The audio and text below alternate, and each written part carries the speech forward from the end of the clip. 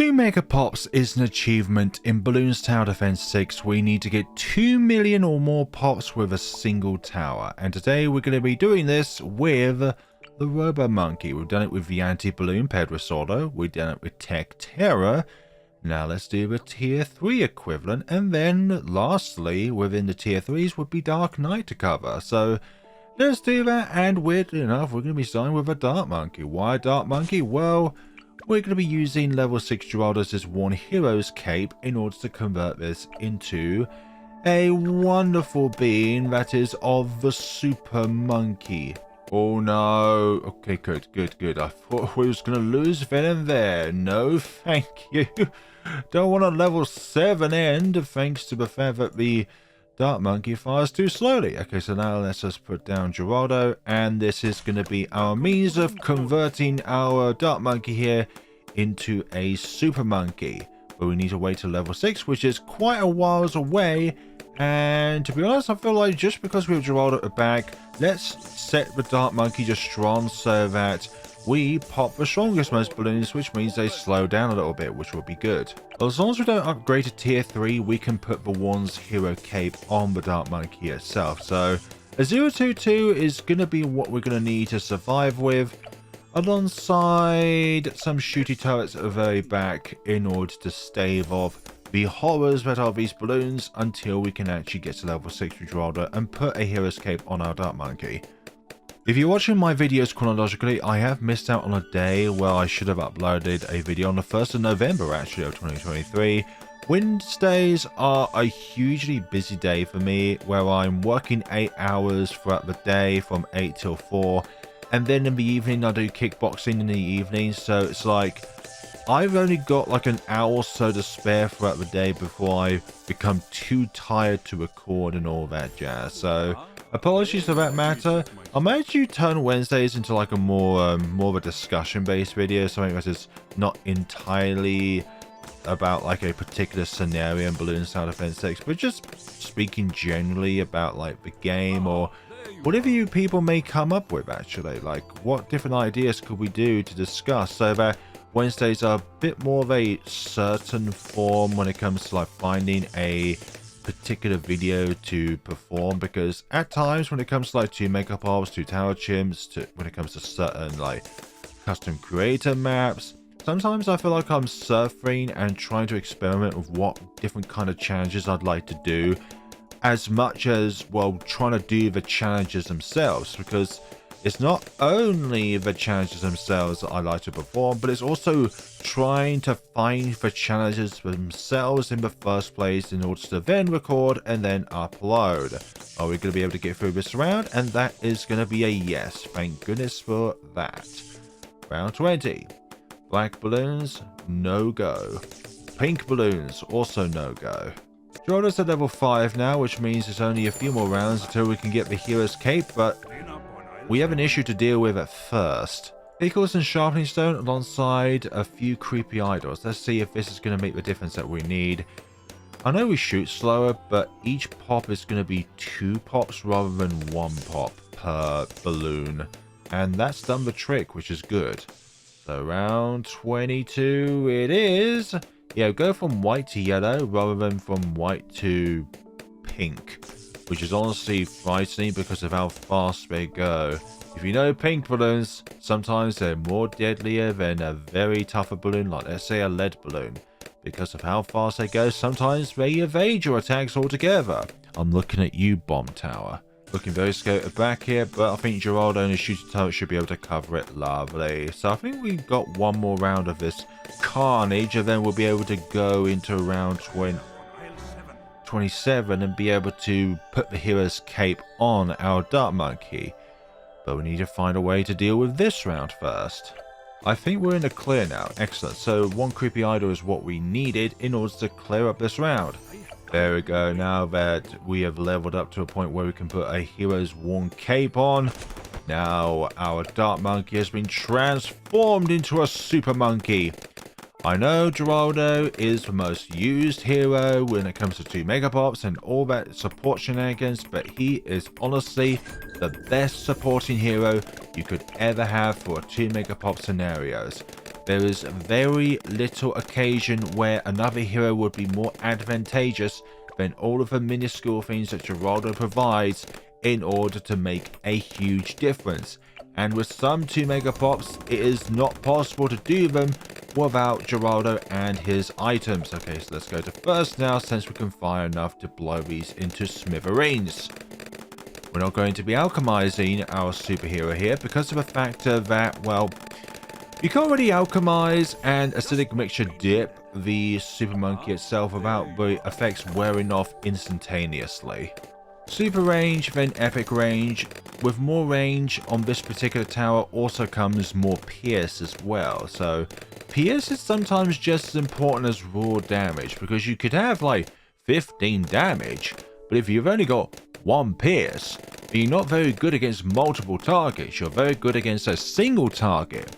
Lead balloons, no problem. I have my submerged sub back here with heat-tipped darts in order to deal with these lead threats. And another thing when it comes to 2 Megapops for submersion support is one of the best means of support when it comes to decamifying balloons and not doing any damage if you don't want it to do damage. Just in this case, for leads, we needed it. 39 is coming to a close. We're going to go to an Ultra Vision, and the Super Monkey should be able to handle this on its own. And there we go, excellent. And we have Jerry's hot sauce. I'm not going to do that until round 45, just because of the way that, well, you have 10 rounds of it. And then when you get to round 84, then with a round in which we put Geraldo down on a beginner map. When we get to round 84, we'll get the better hot sauce, and then we'll apply it on round 84 when the previous version runs out. Hope you get that kind of mindset then and there.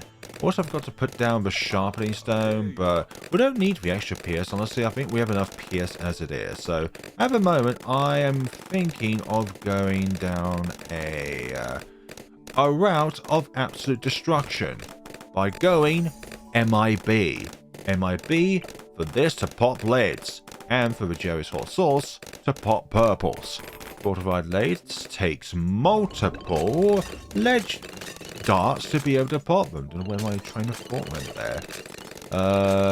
Yeah, let's go MIB first, and then let us wait for the 7560 in order to get Robo-Monkey.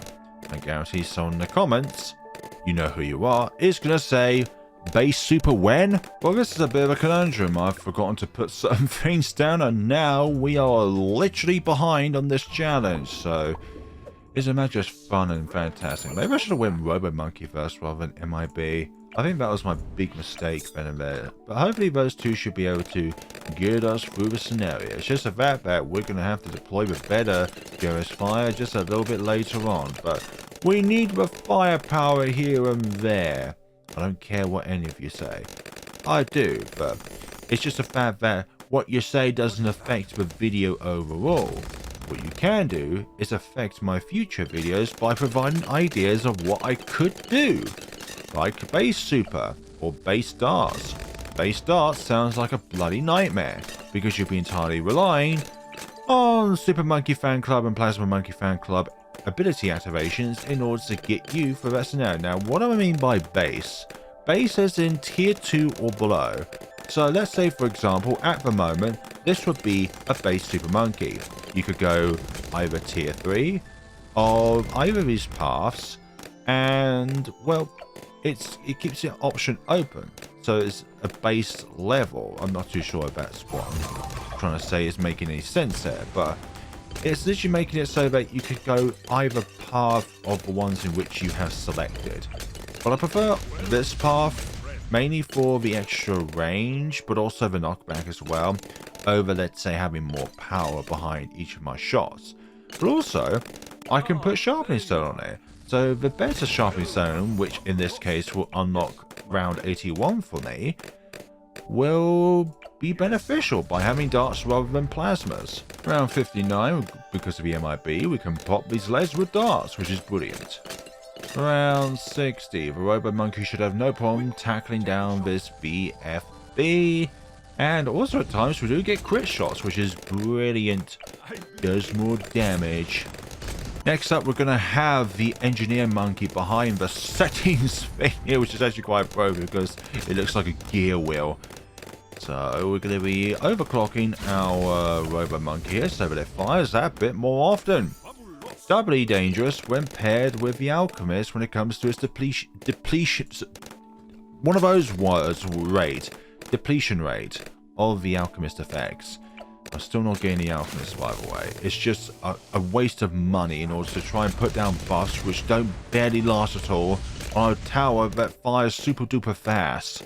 YouTube can be a really harsh landscape, and trying to find the right kind of videos to sometimes can be pretty difficult, especially when you feel like you are kind of scrapped for ideas as to what to do. Like, at the moment, I really set off my channel when I did like all Paragon videos, where I got every single Paragon at level 100 degree when the previous kind of settings for the Paragons were put in place. So it used to be solely up to Geraldo and getting 45, and let me preface this, 45 Paragon power totems placed down alongside cost values, tier values, pop values, and there's one other thing as well which I've forgotten. Tier 5s? I'm not too sure really. There's one other requirement I've forgotten now which is very pivotal towards the creation of Paragons. So there's costs, there was tiers, there was pops. You know what? I have generally forgotten what the fourth requirement was. I think it's something to do with power requirements and all that jazz. Having all tier 5s down. I have so forgotten what the other requirement was actually. Or is. But you have all these 4 different requirements now. So you have all your tier 5s down. You have 250k's worth of cost put into all non-tier 5 towers, and then you have 16.2 million pops, or if you divide that by 4, that's the amount of money that you need to generate, which means that the Buccaneer Paragon was the best Paragon to go for very early on. It was just simply the best one to go after because you can have both pops and cash generated.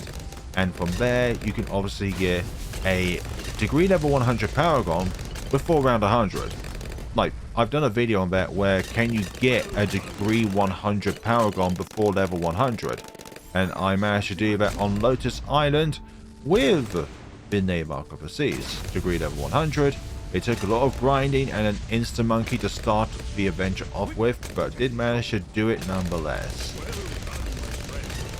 But in all these cases, it was a system that was really catered towards the players that dig into the coding or look at other people's findings that they did by digging into the coding of the game and be able to find out the formula towards like what makes the highest degree Paragon possible and all that jazz. And trying to look into like the game is just not for me. I prefer just looking at things from the surface and being able to experience the game as I'm playing it, rather than looking at the soft values and the hard values within the code in itself by literally hitting F11 or F12 and expecting all the elements to find what it is that they all do, because that kind of ruins the fun in some ways of finding out what does what. Okay, so if I put down more towers of the same type, then obviously you're going to get a higher degree. If I spend more, I'm going to get a higher degree. If I get lots of pops, I'm going to get a higher degree.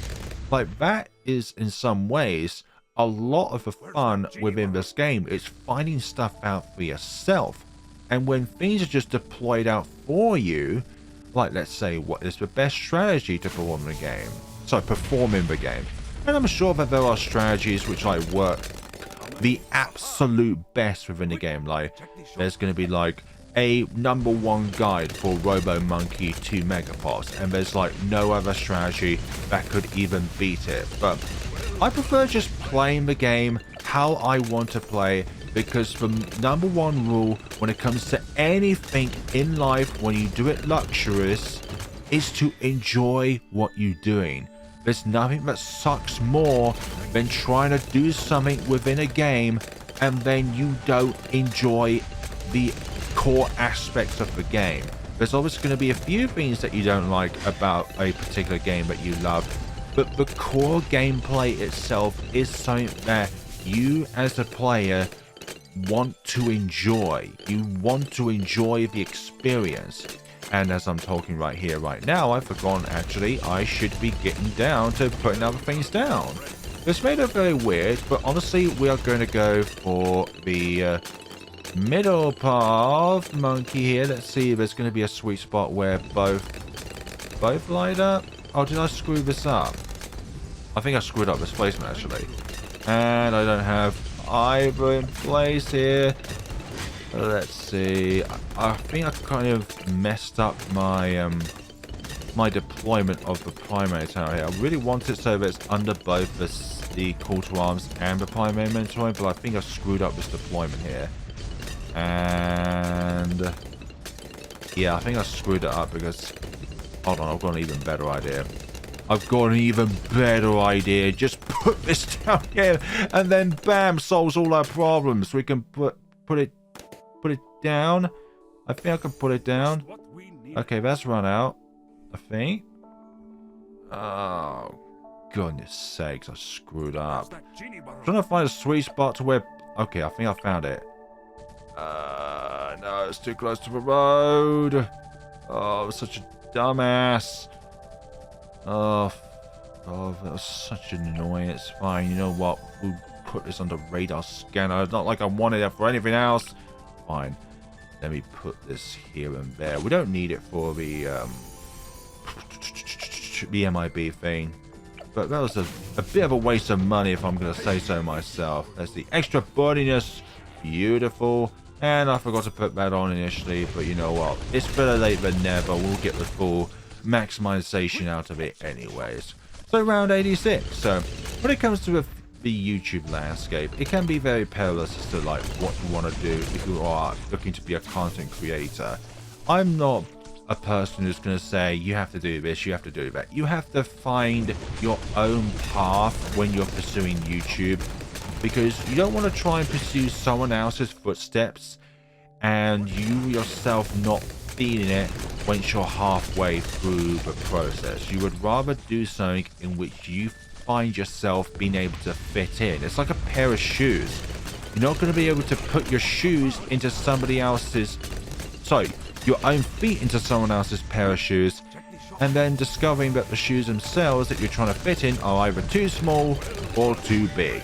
You got to find the shoes that fits you, and that's the same with YouTube and content creation in general. Yeah, I really should have deployed this a bit further north here so that we had this in both a range of this and that.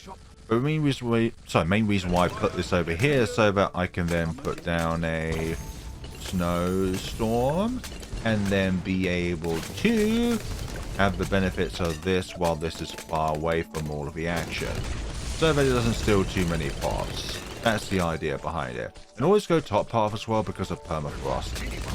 Quarter arms. I'm looking to get a homeland defense, and then from there, we are going to get in an absolute zero, because I think this thing on its own can handle the bad. Honestly, I'm very confident that this Robo-Monkey can handle the bad on its own, just like the Protector can handle the bad on its own. So round 95, we're going to be doing some timing here with, there we go, deal with that. Call to arms, which also increases our pierce as well, not just our attack speed, but also the pierce of every monkey on screen. Remember, there's a time where this used to only affect the monkeys in its radius. Now it's a global thing, which is brilliant. Okay, but we are starting to encounter some issues here with some of these rounds. Let's see. Yeah, let's freeze them in place. Let's put that in place. Why are we struggling here? Oh, we haven't got Jerry's fire or sharpening stone up. That's probably why. In theory, this should be better. We're doing bonus damage against fortified behemoths, which is part of the plan.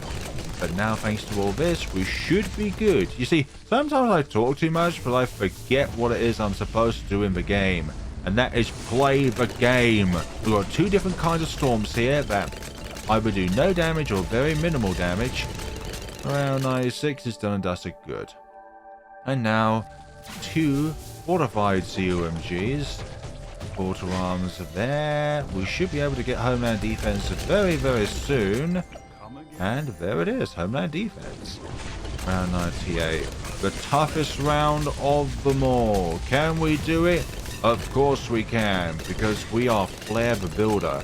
And we can definitely break these balloons apart. Wait a minute, that's not what a builder's supposed to do. Builder's meant to build things. Master Builder, you are not invited to the tea party. Oh, I should have put down some idols, actually. That would have been ideal, but you know what? We are not going to get absolute zero. That's just going to say, that's just going to be a fact. There's zero chance we're going to get one of those. So what can we do here? We're going to put that there. We're going to put that there. We're going to get a Sabo in place so that once this bad turns into not a bad, then we'll be able to use everything at our disposal. You see, we're getting lots of hundreds of pops every second here, which is very ideal. Okay, there's that. I'm going to hold out on Homeland Defense just a little bit longer. What about... Let's just use that for a moment. Yeah, Homeland Defense now. This is going to be out of its range. And there we go. That is game, set, and match. And that, folks, is 2,041,000 pops. Although we did get some regrow, so... take away the amount of regrows when it comes to the total damage, and then we'll have 2,039,000. So that is definitely a 2 Megapops, if I must say so myself. I would say, actually, once you get past the earliest rounds, and as long as you actually concentrate on what you're doing, Robo-Monkey is easier than some tier 5 towers. But then again, it is a super monkey. Fewer things are going to be better than a super monkey. Perhaps super mines come into question. Tier 5 of the the spike mines, actually. Which I think can only be possible to deploy down on chimps in 1-2 tree. Or if you're somehow able to do it, put an ice tower down, pursue middle path, and then... enable it so that it freezes over the waters of the Eye of Polymorpheus, and then put super mines down there. But then again, you'll be spending a lot of money opening up that eye, so I don't think that'll be possible. Anyways, and behind this setting we have Overclock, a very, very important piece to the overall 2 Megapops. Also, Overclock is another tower that is so useful into Megapops. I might actually make a video in the near future discussing what are the best supporting towers to have in a 2 Megapop scenario, like with Submergent Support, like with Snowstorm / Absolute Zero. And I would say that this has climbed up to being one of the top 3 most useful support towers to have. Being able to do more damage with your 2 Megapops intended tower without actually doing damage against them is so helpful. I love the fact that Ninja Kiwi has made it so that in update 39 onwards, it means that you don't need corrosive glue for its ability to stick on Moab class balloons. Thank you. That is such a huge quality of life change. Ninja Kiwi, I've said it multiple times, but it is so useful. Thank you all so much for watching. Obviously, stuff like Quarter Arms, Homeland Defense, MIB. Obviously, Jungle Drums is a no-brainer. What other things could be? Like, there probably be some niche support towers. Like, if you're going with a magical base tower, then you could say in very niche circumstances, Azili's Heartstopper would be able to be a useful support tower. But then again, it's very niche and out of the way. So thank you all so much for watching. Let me know what you'd like to see me do next. 2 Megapops with Robocop. Thank you all so much for watching. And please be sure to, well, not be like this monkey here. This monkey dead, also produces green liquids as well. Very weird. and Patch wearing a pumpkin helmet of an actual pumpkin. You know, it may soak their hair, which is not good. These pumpkins will soon be gone. In 6 days, it will all be gone, but we will have FaZe in this Halloween event. So you'll have that to look forward to on Saturday. So there'll be one more video between then and FaZe. Let me know what you'd like to see me do next.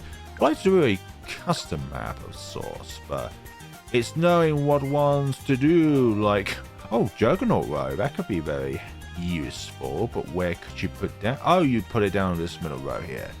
I forgot that.